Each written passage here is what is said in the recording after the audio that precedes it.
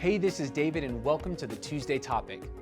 If you're trying to have a really good credit score, is it a good idea to go and pay off all of your collections?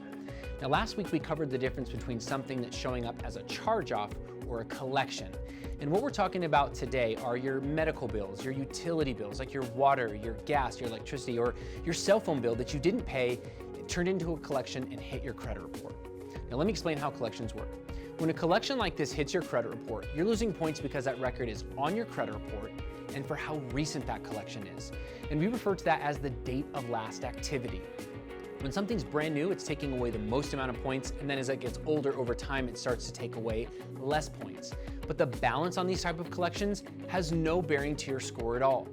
For example, let's say you have a $1 million medical collection on your report. Let's say you have a $1 medical collection on your credit report. If we assume that all the other factors on your credit report are the same, these two collections are taking away the same amount of points because the balance isn't factoring in at all. And this is where a lot of people make a massive mistake. They assume that if they go and pay off all of their collections, that it will look better on their credit report, that they're all showing a $0 balance, and that it will help their scores. And this is not true. Paying these type of collections to a $0 balance will not help your score at all because the balance wasn't factoring in to begin with. The worst part about that is when people go and pay off all of their collections, we usually see their scores plummet. And the reason for that is as soon as the collection company reports back to the credit bureaus that you've now paid them to a $0 balance, it resets the date of last activity, causing these collections to look brand new like they just hit your report for the first time, and your scores go down. On top of that, the 7-year time clock that they use to determine how long something stays on your credit report is based on the date of last activity.